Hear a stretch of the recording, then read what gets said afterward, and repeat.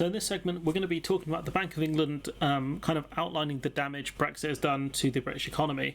I'm not going to show you the full clip here, I've just kind of cut part of it out, but they were asked about an economist's comment. So this was Michael Saunders, who now works for, he's now the Oxford Economics Senior Advisor. He did work for the Bank of England previously, so they were asked about his kind of comments on the subject, because he said that if it wasn't for Brexit, we would potentially not need an austerity 2.0 budget, which is quite a bold statement, let me put it that way. One that I'm not 100% sure on, but he's an expert and I am not. I'm a talking head. But again, this man, Andrew Bailey, is also regarded as an expert, and he's no Mark Carney. So let's have a look to see what he's got to say. In fact, that's what I was saying. Yes, there is an effect. Yep. It's not talking about Brexit. There is an effect. Not one that, as I say, we've not been surprised by that. I would also add that, I think it's for Michael to obviously take his own view. He's a liberated man now, clearly. Carry on. You said it. I've always, my approach has always been that, as a public official, I'm neutral on Brexit, per se, but I'm not neutral in saying these are what we think are the most likely economic effects of it. But it's kind of weird that he's kind of hid away from that. She said he's a free man now, and then he goes, "Those are your words." And then he says, "I've tried to remain neutral on Brexit." It's like, how could you remain neutral on a thing that's done a lot of damage to the economy, given that your role is to stabilise things like inflation, when Brexit has played a key part in inflation? The cost of getting goods into the country has gone up, the cost of exports has gone up, which further pushed up costs amongst companies. The cost of the workforce has gone up, recruitment, etc. In certain areas has gone up dramatically.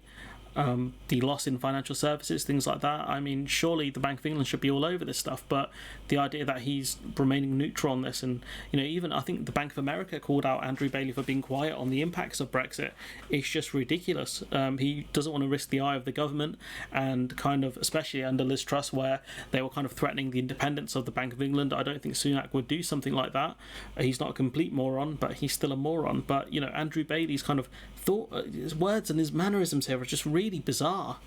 You're a great he's not the person even worth listening in the room. I'll show you which two people are. Experts on this subject. I can comment on that, and clearly I've written a lot about it, so... She's worth listening to, and she's also worth listening to, and this guy on the end, he's a bit of a clown. I'm not going to talk about the political choice that was made. I'm going to talk about the economic impact. But the implications is what I'm interested in. So it's undeniable now that we're seeing much bigger slowdown in trade in the UK compared to the rest of the world. That's showing up despite the statistics having been much worse than they used to be. There being a discontinuity, but people have tried to do various ways of trying to correct for those things. There's also the services exports. It's very difficult to correct, kind of, to figure out what kind of impacts are, especially because we've come off the back of the pandemic. If COVID didn't happen when it did, it would have been a lot easier, I think, to see the impact Brexit had directly on the economy, and also obviously the Russian invasion of Ukraine, because they keep blaming global factors. Side which we don't have very much contaminated statistics for, so I can say that much more confidently, that there again we're seeing a really strong stagnation. So we're definitely performing below trend in terms of the exports numbers, in terms of the imports, even probably a bit bigger than that. Yeah. And it's worth looking at. If we are an outlier, it's important to look at why those factors are, because there is a thing that separates us from a lot of the economies in Europe, which is we are not members of the EU and or members of EFTA.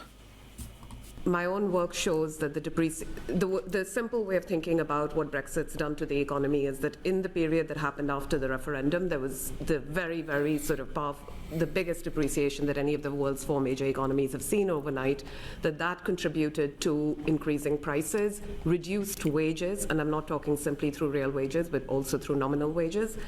We think that number is about 2.6% below the trend that real wages would have been on.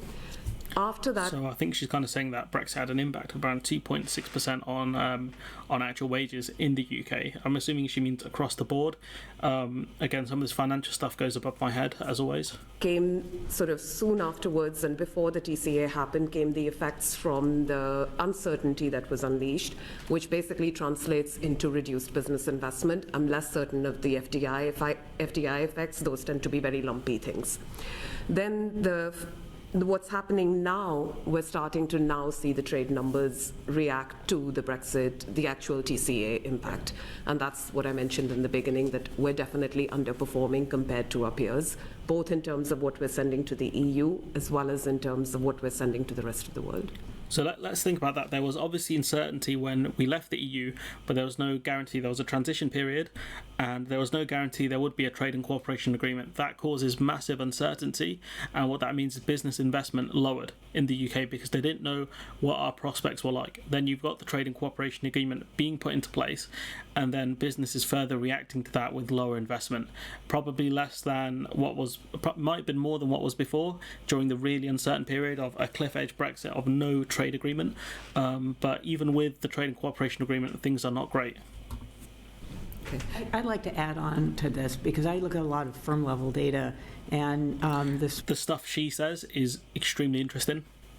Small firms are the ones that are most damaged because the cost of the paperwork and so forth is a barrier. It's not just small firms in the UK who want to export, but it is also small firms in Europe who were suppliers and provided competition in the UK market. So there is an inflationary effect coming through the competition channel. And do you have a sense? And that, that point she made there about small firms in the EU exporting into the UK, goods that are competing with EU suppliers that compete with existing UK suppliers.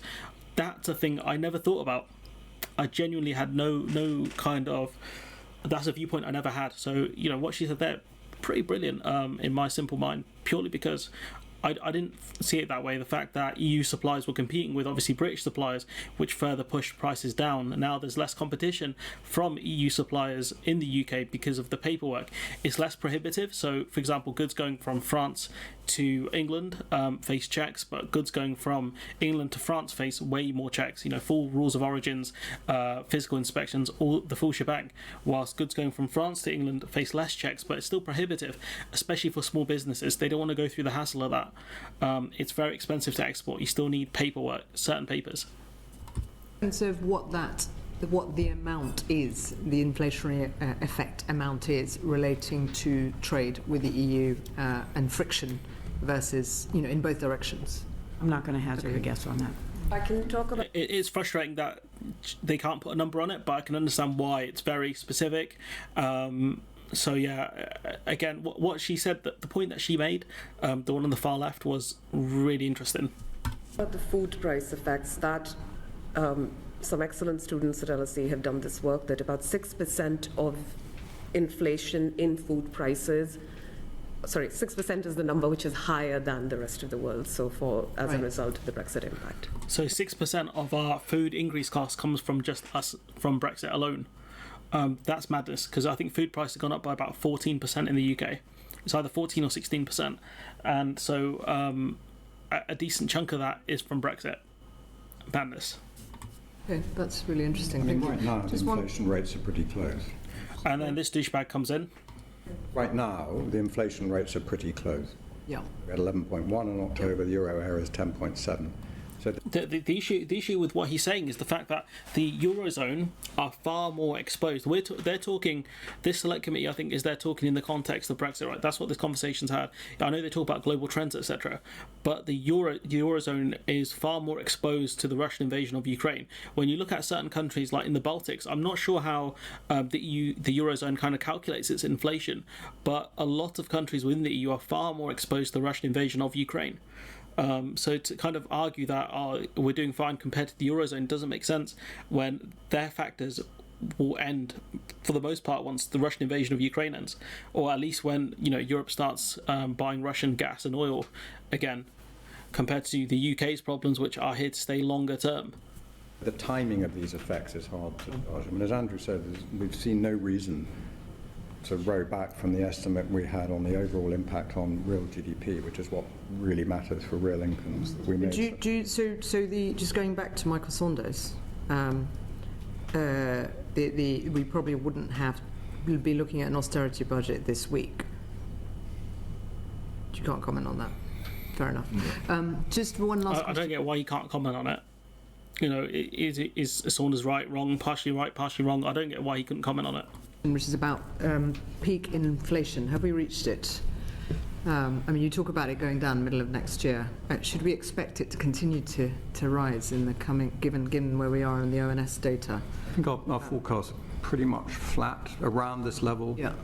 For another 3 months. Maybe it edges down a bit in the first quarter in the central projection. But it's really when these base effects on energy kick in the spring that you start to see the material. I mean, the energy effect, of course, is now capped until actively April. I mean, I think looking at this morning's number and going back to what Swati was saying actually as well, I mean, in terms of food is the area I think particularly watchful, because certainly looking at this morning's number, it actually wasn't much higher than we expected. I mean, we've said consistently it was going to be around 11%.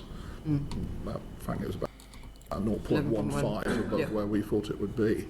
But it's funny that the Bank of England made all these forecasts and Andrew Bailey's kind of patting himself on the back saying, well, it's around the figure we thought it was going to be. Why did the government not do more to kind of mitigate as many of these factors as possible? If the Bank of England, surely they should have been howling at the government, it's going to be very high, do something. Strange from the Bank of England. But looking at the components, food was the other thing that contributed. It's contributed significantly. Food inflation's at record highs right now. The Bank of England's A team, at least, is these two women here, left and right of Bailey, because Andrew Bailey's a moron. Let's be honest now. I don't think the guy's that bright. And if you look at the answers these two gave, I mean, they were pretty good. Especially given that they have probably economic backgrounds, which they'll speak in terms which I'm gonna have no idea what they're saying. But for the most part, they managed to dumb it down. At least I understood most of what they were talking about, which is a skill in itself, I think. But definitely worth keeping an eye on what the Bank of England continues to say on it, because Andrew Bailey, I still think he's uncomfortable talking about Brexit. I really do. The other two aren't, but I think he is. But at least we had some actual experts on the panel to kind of give us some answers, and clearly the food, the competition costs of Brexit and also the food costs of Brexit are significant. These small suppliers that kind of competed with with UK suppliers, they're gone. At least they're not trading with the UK as much anymore, and that further pushes up costs because suppliers can charge more now. Less competition means they can increase their prices without any fear of losing sales, for the most part anyways. But anyways, I'm going to leave it there. Let me know what you think in the comments below. Like, comment, share, subscribe, support the channel on Patreon if you can, and hopefully I'll see you in the next one.